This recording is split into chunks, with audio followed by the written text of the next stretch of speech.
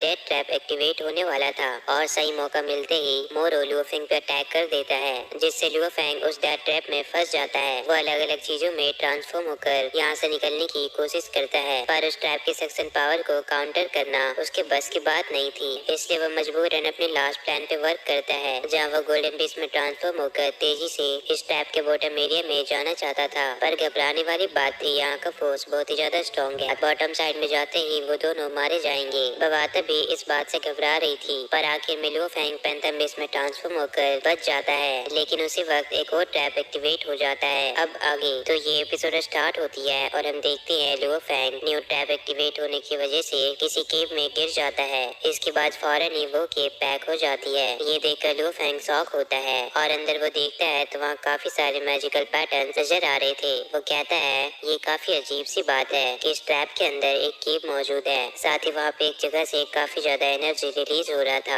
तो वो बवाता से पूछता है ये कौन सी जगह है, जिस पर बवाता उसे कहती है मुझे क्या मालूम, और यहाँ का एंट्रेंस भी डिसअपीयर हो गया। ये केव तो पूरा ही पैक हो चुका है, यहाँ का सारा सिग्नल ब्लॉक हो गया है। ऐसा लगता है कि ये यूनिवर्स की सीक्रेट वर्ल्ड है, क्योंकि ऐसे स्ट्रेंज इन्वायरमेंट नेचुरली इवॉल्व हुए हैं और ऐसा ही कुछ ट्रेनिंग प्लेस पावरफुल कल्टीवेटर बनाकर रखे हैं। शायद ये उनमें से एक हो सकता है। ये सुनकर लुओफेंग उस बंदे की बात को याद करने लगता है, जहाँ पे वो बंदा इस माउंटेन की हिस्ट्री के बारे में बता रहा था कि यहाँ पे पहले बहुत ही ज्यादा पावरफुल कल्टीवेटर रहा करते थे, जिन्हें लेजेंडरी कल्टीवेटर भी कहा जाता था, और वो सभी यहाँ पे इनहेरिटेंस को एक्सेप्ट करते थे। और बाद में वर्चुअल यूनिवर्स कंपनी यहाँ पे आकर इस पूरे जगह को ही कंट्रोल करने लगी। मैंने सुना है इस जगह पे केवल पावरफुल कल्टीवेटर ही इनहेरिटेंस को एक्सेप्ट कर पाते थे। अब उसकी बात को याद करके लुओफेंग सोचने लगता है कि कहीं ये जगह भी किसी इनहेरिटेंस को एक्सेप्ट करने की ट्रेनिंग प्लेस तो नहीं है। बवाता कहती है हाँ शायद ऐसा ही हो सकता है। साथ ही वो लुओफेंग से कहती है तुम तो काफी ज्यादा लकी हो, जिस पर लुओफेंग कहता है उससे ज्यादा जरूरी है कि हम यहाँ से बाहर कैसे निकले, हमें इसके लिए कोई रास्ता ढूंढना होगा। और जब से मोरो ने हमें धोखा दिया है, लुओफेंग को और भी ज्यादा घबराहट हो रही है, क्योंकि मोरो ऐसा ही करके दूसरे फेलो वॉरियर को भी किल कर सकता है। पर मैं यहाँ से दूसरे को इन्फॉर्म भी नहीं कर सकता, क्योंकि यहाँ पे कोई भी सिग्नल मौजूद नहीं है। और लुओफेंग ये बात गुस्से में कह रहा था, तो जैसे ही उसका एक कदम आगे बढ़ता है, वहाँ पे काफी बड़ा सा स्टेयर अपेयर होता है, जो कि सीधा ही उस एनर्जी बॉल की ओर जा रहा था। और अचानक ही लुओफेंग फ्रीज हो जाता है। लुओफेंग बताता है कि ये जगह पहले वाले जगह से काफी ज्यादा अलग है, और अब उसे एक आवाज भी सुनाई दे रही थी। लुओफेंग कहता है मैं इस आवाज को समझ सकता हूँ। दरअसल वो आवाज लुओफेंग को बता रही थी कि ये जगह यूनिवर्स की मोस्ट पिनाकल इनहेरिटेंस प्लेस है। इस पिनाकल इनहेरिटेंस को एक्सेप्ट करने के लिए बस एक ही रिक्वायरमेंट है, और वो है कल्टीवेटर का सोल एक्सट्रीमली हार्श होना चाहिए। और बिलियन सालों तक इमोर्टल लेवल के बंदे इस पिनाकल इनहेरिटेंस को एक्सेप्ट करने की ट्राई किए, पर कोई भी इस इनहेरिटेंस को कंप्लीट नहीं कर पाया। कुछ तो यहाँ से चले गए, जबकि कुछ बंदे पूरी हार्ड कोशिश करने के बाद यहीं पे मारे गए। अब इस जगह के बारे में जानने के बाद लुओफेंग हैरान होता है कि इवन इमोर्टल लेवल के बंदे भी इस पिनाकल इनहेरिटेंस को एक्सेप्ट नहीं कर पाए। और वो पूरी कॉन्फिडेंस में कहता है लेकिन मैं इस इनहेरिटेंस को एक्सेप्ट करना चाहता हूँ, क्योंकि मेरे फ्रेंड मुसीबत में है, मुझे उनकी हेल्प करनी है। इसलिए लुओफेंग फौरन ही फ्लाई करते हुए उस एनर्जी बॉल की ओर जाने लगता है। पर जैसे ही लुओफेंग फ्लाई करके वहां तक जाने की कोशिश करता है, वो दोबारा से फ्रीज होकर उसी जगह पे रिस्पॉन हो जाता है। उसे समझ नहीं आता कि अभी अभी उसके साथ क्या हुआ। वो दोबारा से फ्लाई करके वहां तक जाने की कोशिश करता है, पर इस बार भी वो फौरन ही अपनी जगह पे टेलीपोर्ट हो जाता है। अब लुओफेंग को समझ आता है कि वो फ्लाई करके वहां तक जा नहीं सकता। वहां तक जाने का बस एक ही रास्ता है, और उसे ये पूरा स्टेयर चलना होगा। अब जैसे ही वो अपना कदम आगे बढ़ाता है, वहाँ से काफी ज्यादा एनर्जी रिलीज होती है, जो कि डायरेक्ट ही लुओफेंग के कॉन्शियसनेस में जाकर उसे नरिश कर रही थी। साथ ही वो सॉन बार बार बता रहा था कि इस इनहेरिटेंस को एक्सेप्ट करो और कल्टीवेशन करो। जबकि दूसरी ओर हम देखते हैं वूका और रोंगजुन आपस में बात कर रहे होते हैं कि उन्हें लुओफेंग कहीं नहीं मिल रहा, इवन कि उसका सिग्नल भी ऑफ है। तभी वहाँ मोरो आता है और उनसे कहता है क्या ही कोइंसिडेंस है, मैं तो तुम दोनों को ही ढूंढ रहा था। जिस पर वूका उससे पूछती है तुम्हें देखकर ऐसा लग रहा है कि तुम हाल ही में फाइट किए हो, क्या तुम्हें कुछ बुलान के बारे में पता चला? जिस पर मोरो उसे मना कर देता है और बताता है कि उसका सामना पैंथम बीस्ट से हुआ था, तभी उसकी हालत ऐसी हो गई। जिस पर वूका कहती है कि इस मैजिक माउंटेन में सरवाइव करना काफी ज्यादा डिफिकल्ट है। अगर हम ऐसे ही दूसरी इमरजेंसी को इनकाउंटर करते रहेंगे तो बुलान तो और भी ज्यादा मुसीबत में होगा। ये सुनकर मोरो उनसे कहता है इसलिए हम ज्यादा देर नहीं कर सकते, इसलिए बेहतर होगा कि सब अलग अलग होकर बुलान को ढूंढे। जिस पर वो दोनों कहते हैं हाँ हमें ऐसा ही करना चाहिए ताकि हमारा टाइम भी बचे और हम जल्द से जल्द बुलान को ढूंढ पाए। अब रोंग जून और वो का वहाँ से जाने लगते हैं, पर तभी जाते हुए रोंग जून मोरो के आर्मर पे नोटिस करता है कि उसका आर्मर तो किसी वेपन से डिस्ट्रॉय हुआ है और वो याद करता है कि ये अटैक तो लुओफिंग के वेपन से हुई है, क्योंकि पहले भी रोंग जून लुओफिंग से फाइट कर चुका है। उसे लुओफिंग के वेपन के बारे में आइडिया है। अब रोंग जून इस बात को चुपके से वोका से बताता है। वोका केयरफुल रहना, और वो दोनों फौरन ही वहाँ से चले जाते हैं। इधर मोरू तो खुश हो रहा था क्योंकि सारा कुछ उसके प्लान के अकॉर्डिंग ही वर्क कर रहा है। वो अपने प्लान के मुताबिक रोंग जून और वोका को अलग अलग भेज दिया ताकि वो अकेले में उनसे फाइट करके उन्हें किल कर सके। इसके बाद मोरू फौरन ही वोका का पीछा करने जाता है, पर तभी हम देखते हैं रोंग जून और वोका वो दोनों फौरन ही वहाँ पे आते हैं और समझ जाते हैं कि मोरू उन्हें धोखा दे रहा है। जबकि दूसरी ओर हम देखते हैं लुओ फेंग लगातार आगे बढ़ रहा था और जैसे ही वो अपना स्टेप आगे बढ़ा रहा था उस पे मैजिक साउंड अटैक हो रहा था। वो बताता है कि ये मैजिक साउंड काफी ज्यादा पावरफुल है, ये काफी ज्यादा पेनफुल है। ऐसा लग रहा है कि ये मेरे कॉन्शियसनेस को ही स्वैलो कर रहा है और अब उसे आगे बढ़ने में भी काफी ज्यादा मुसीबत हो रही थी। तभी वहाँ बबाता आती है और लुओ फेंग से कहती है तुम जैसे ही अपना स्टेप आगे बढ़ा रहे हो तुम इन मैजिक साउंड से ही फाइट कर रहे हो। जैसे तुम्हारा स्टेप आगे बढ़ रहा है इससे तुम्हारे ह्यूमन बॉडी के कॉन्शियसनेस में गोल्डन लाइन और भी ज्यादा इंक्रीज हो रही है। इसका मतलब इससे तुम्हारा मेंटल लेवल भी और भी ज्यादा इंक्रीज हो रहा है, जिससे फ्यूचर में तुम और भी ज्यादा टेलीकिनेटिक वेपन को कंट्रोल कर पाओगे। साथ ही टेलीकिनेटिक वेपन को कंट्रोल करने के साथ साथ दूसरे वेपन को और भी अच्छे से कंट्रोल कर सकते हो। और अगर तुम इस इनहेरिटेंस को एक्सेप्ट कर लेते हो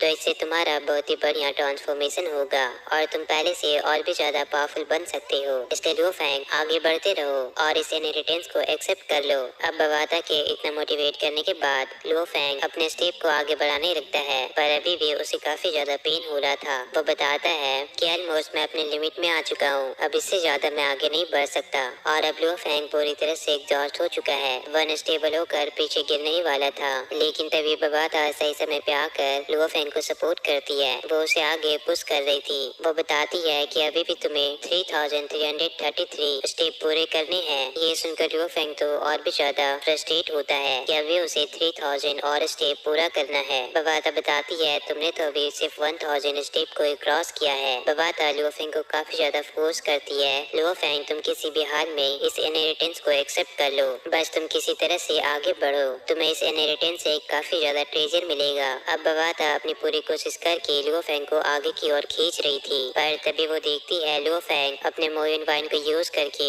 उस इनहेरिटेंस को एक्सेप्ट करना चाह रहा था। पर जैसे ही वो अपने मोयन वाइन से उस इनहेरिटेंस को एक्सेप्ट करने की कोशिश करता है वो फौरन ही वहाँ से डिसअपेयर हो जाती है। ये देखकर बवाता कहती है ऐसा लगता है कि तुम दूसरे लाइफ फॉर्म को यूज नहीं कर सकते, तुम्हें खुद से इस इनहेरिटेंस को एक्सेप्ट करना होगा और इसमें मैं तुम्हारी हेल्प करूंगी। साथ ही वो अतुका को भी वहाँ पे ले आती है ताकि वो दोनों मिलकर लुओ फेंग को पुश करे। पर जैसे ही अतुका बाहर आती है वो इस सीन को देखकर घबरा जाती है और वो फौरन ही नीचे गिरने लगती है, पर बवाता फौरन ही उसे अपने टेल से बचा लेती है और लुओ फेंग से कहती है कि हम दोनों एआई हैं, हम ब्लड लाइफ से बिल्कुल ही अलग हैं, साथ ही हमें इस मैजिक साउंड से कुछ भी इफेक्ट नहीं होता, इसलिए हम तुम्हारी हेल्प कर सकते हैं। पर तभी लुओ फेंग अपने मूसा क्लैन बॉडी का यूज करके आगे बढ़ने लगता है और बताता है कि मेरी मूसा क्लैन बॉडी भी एक एनर्जी लाइफ है और ये बिल्कुल ही मेरा ही क्लोन है। और हम देखते हैं मूसा क्लैन बॉडी फौरन ही उन सारे स्टेप को क्रॉस करने लगता है। बवाता भी ये देखकर काफी ज्यादा खुश होती है कि लुओ फेंग की मूसा क्लैन बॉडी आसानी से सारे स्टेप को क्रॉस करके फर्स्ट एनर्जी बॉल तक पहुंच चुका था। अब एक एनर्जी बॉल एक फ्लाइंग वेपन में ट्रांसफॉर्म होकर लुओ फेंग के चारों ओर घूमने लगता है। ये देखकर बवाता तो और भी ज्यादा इम्प्रेस होती है और बताती है कि ये फ्लाइंग वेपन तो इमोर्टैलिटी के लिए बनी थी, इस वेपन का प्राइस तो 2 मिलियन है। लुओ फेंग इसे तो तुम 2 ब्लैक ड्रैगन माउंटेन स्टार को बाय कर सकते हो, अगर तुम इसे सेल करते हो तो तुम फ्यूचर में बहुत ही ज्यादा रिच बन सकते हो। साथ ही उसे उस एनर्जी बॉल से एक गोल्डन फ्रूट मिलता है जो कि काफी ज्यादा रेयर होता है। बवाता बताती है ये फ्रूट तुम्हारे कॉन्शियसनेस को इवॉल्व कर सकती है। अब लुओ फेंग उन सारे ट्रेजर को लेकर साथ ही उस इनहेरिटेंस और मैजिक साउंड से कल्टीवेशन करने लगता है, क्योंकि ये उसकी फर्स्ट स्टेप है जिससे वो इस इनहेरिटेंस को कंप्लीट कर सकता है। वो उन सारी एनर्जी को अपने अंदर एब्जॉर्ब करके कल्टीवेशन कर रहा था जिससे उसका बॉडी भी ट्रांसफॉर्म होता है। लुओ फेंग जैसे ही कल्टीवेशन करके उठता है वो बताता है कि अब उसका सारा पेन और थकान बिल्कुल ही गायब गायब हो चुका है, पर अब उसे इस इनहेरिटेंस को कंप्लीट एक्सेप्ट करने के लिए और भी आगे जाना होगा और अब वो आसानी से आगे की ओर बढ़ने लगता है। ये देखकर बबाता तो और भी ज्यादा खुश हो रही थी, जबकि दूसरी ओर हम देखते हैं रोंग जून और वोका को शक हो गया था कि मोरो उन्हें धोखा दे रहा है। वोका रोंग जून वोका से बताता है कि वो मोरो के आर्मर पे नोटिस किया था, उसका पूरा आर्मर ही काफी बुरी तरह डैमेज हो गया था और वो अटैक लुओफेंग के वेपन से हुआ था। जरूर वो लुओफेंग से फाइट किया है, पर उसने इस बारे में बिल्कुल भी जिक्र नहीं किया। जरूर वो हमसे कुछ छुपा रहा है। चलो देखते हैं आखिर क्या है इसके पीछे की राज। तभी वोका उससे बताती है कि यहाँ पे तो सिग्नल आ रहा है, ये सही मौका है, हम कंपनी को इस बारे में रिपोर्ट कर देते हैं। जबकि दूसरी ओर हम देखते हैं एलर्टू यान, मिस लुओ, एलर जियांग और यंग युहाओ सब एक जगह पेयर होते हैं और कंपनी के इस सीरियस मैटर के बारे में डिस्कस करने वाले थे। यंग युहाओ यहाँ पे इसलिए आई है क्योंकि यंग युहाओ भी इस कंपनी की मेंबर है। एलर जियांग कहते हैं तो फिर स्टार्ट करते हैं, जहाँ सबसे पहले एलर्टू यान बताते हैं कि most of the fellow cultivator ने इन सभी के पीछे मोरो पे शक किया है, जिस पर यंग युहाओ एलर्टू यान के बात को काटते हुए कहती है, अच्छा क्या ही कोइंसिडेंस है, क्योंकि मुझे भी कुछ रिपोर्ट्स मिले हैं और मेरे रिपोर्ट के अकॉर्डिंग मेरे पास तो प्रूफ भी है। और वो सभी को लुओफेंग और पैंथम जेलस वाली फुटेज दिखाती है, जिसे देखकर सब शॉक होते हैं। यंग युहा बताती है कि इस फुटेज को देखकर साफ पता चलता है कि टोयान का डिसाइपल लुओफेंग ही इन सब पीछे का मास्टरमाइंड है और उसी ने पैंथम जेलस को किल किया। जिस पर टोयान कहते हैं, हम इस इमेज को देखकर ये कंक्लूड नहीं कर सकते कि लुओफेंग ने पैंथम जेलस को किल किया है। जिस पर यंग युहा कहती है, सारे एविडेंस होने के बावजूद तुम अपने डिसाइपल को प्रोटेक्ट करना चाहते हो। इवन की लास्ट टाइम जब लुओफेंग बुलान पे अटैक किया था तभी से बुलान गायब है। इन दोनों को ध्यान में रखते हुए मुझे लगता है इन सब के पीछे लुओफेंग ही है। जिस पर मिस लुओ कहती है, ये तो काफी बड़ा एलिगेशन है, हमें इसे केयरफुली इन्वेस्टिगेट करना होगा। जिस पर वो टोयान से कहती है, कहीं तुम्हारे दिल में इस कंपनी से ज्यादा अपने डिसाइपल के लिए फीलिंग्स तो नहीं है। ये सुनकर टोयान गुस्सा करते हैं, जबकि दूसरी ओर हम देखते हैं लुओफेंग लगातार आगे बढ़ रहा था और अब तो वो काफी ज्यादा थक चुका है, साथ ही वो अपने डेस्टिनेशन के बिल्कुल ही करीब आ चुका है। लुओफेंग बताता है कि उस गोल्डन फ्रूट की वजह से फाइनली वो यहाँ तक पहुँच पाया, वरना बिना गोल्डन फ्रूट के वो यहाँ तक बिल्कुल भी पहुँच नहीं पाता। पर अब यहाँ तक आने के बावजूद वो बिल्कुल ही एग्जॉस्ट हो चुका है। अब यहाँ से उसे आगे बढ़ने में काफी ज्यादा मुश्किल हो रही है। वो अनस्टेबल होकर नीचे गिरने ही वाला था, तभी बबाता लुओफेंग को आवाज देती है और लुओफेंग किसी तरह से खुद को कंट्रोल करके बच जाता है और कहता है, मुझे थोड़ा रिलैक्स करके ये रिस्क लेना होगा, तभी मैं इस इनहेरिटेंस को एक्सेप्ट कर पाऊंगा। इस टाइम पे बबाता भी उसे सपोर्ट कर रही थी। वो कहती है, लुओफेंग तुम काफी ज्यादा करीब हो, बस थोड़ा सा और हिम्मत करो, अगर तुम इसे पास कर लेते हो तो तुम्हारा मेंटल पावर बहुत ही ज्यादा स्ट्रॉन्ग हो जाएगा और इससे तुम बहुत ही ज्यादा पावरफुल बन जाओगे, इसलिए लुओफेंग किसी तरह से इसे कंप्लीट करो। ये सब सुनने के बाद लुओफेंग अपनी पूरी पावर लगाकर आगे बढ़ने की कोशिश करता है और ऐसा करके वो फाइनली अपने फाइनल डेस्टिनेशन पे पहुंच जाता है। सीन शिफ्ट होती है यंग युहाओ की ओर, जो कि वूची को डांट रही थी क्योंकि उन्हें अभी तक बुलान नहीं मिला था। वो उसे डांटते हुए कहती है, तुम बिल्कुल एक ट्रैश हो, तुम्हें अभी तक बुलान नहीं मिला, मैं मोरो को किसी तरह से वहाँ तक भेजती हूँ, बस तुम्हें एक वीडियो रिकॉर्ड करना है जब मोरो बुलान को किल करे और ये काम हो जाना चाहिए। जिस पर वूची कहता है, ठीक है। इधर हम देखते हैं लुओफेंग इनहेरिटेंस को एक्सेप्ट करने के बाद किसी और जगह पे टेलीपोर्ट होता है, जहाँ सिग्नल आने पर वो देखता है कि उसे तो काफी सारे मैसेजेस और कॉल आ चुके हैं और वो सारे कॉल और मैसेजेस एलर्टू यान के थे। वो उन्हें रिप्लाई करता है, मास्टर मैं सही हूँ, मोरो ने मुझे धोखा दिया था और पैंथम जेलस को किल करने के पीछे भी मोरो का हाथ है। आई होप कंपनी इस बारे में इन्वेस्टिगेट करेगी। इतना रिप्लाई करने के बाद लुओफेंग कहता है, आई होप मास्टर इस बारे में जल्द से जल्द एक्शन लेंगे। अब लुओफेंग अपने मेंटल पावर को यूज करता है, लेकिन अब पिनाकल इनहेरिटेंस को एक्सेप्ट करने के बाद उसका मेंटल पावर पहले से बहुत ही ज्यादा स्ट्रॉन्ग बन चुका है। इवन कि अब उसका डिटेक्शन रेंज पहले से बहुत ही ज्यादा वाइडर हो चुका है। वो आसानी से उन पैंथम बीस्ट को डिटेक्ट कर पा रहा था। लुओफेंग बताता है कि उसका मेंटल पावर पहले से कई ज्यादा इम्प्रूव हो चुका है, साथ ही अब उसे उन मैजिक साउंड से कुछ भी इफेक्ट नहीं हो रहा था क्योंकि उसका मेंटल पावर इतना ज्यादा स्ट्रॉन्ग हो चुका है कि उन मैजिक साउंड से भी उसे कुछ भी इफेक्ट नहीं हो रहा और भी ज्यादा दूर तक अपने मेंटल पावर की मदद से डिटेक्ट कर सकता है, जिससे अब उसका डिटेक्शन रेंज काफी कमाल का हो गया है। और ऐसे ही डिटेक्ट करने पर लुओ फेंग को बुलान जैसा ही और महसूस होता है। सीन शिफ्ट होती है मोरो की ओर। वो तो काफी ज्यादा खुश हो रहा था। वो बताता है कि सारा कुछ उसके प्लान के अकॉर्डिंग वर्क कर रहा है। उसने आसानी से वोका और लोंगजुन को सेपरेट कर दिया, पर उससे पहले मुझे एक बड़े टास्क को कंप्लीट करना है और वो है बुलान को मारना। वो फौरन ही बुलान की ओर जा रहा था।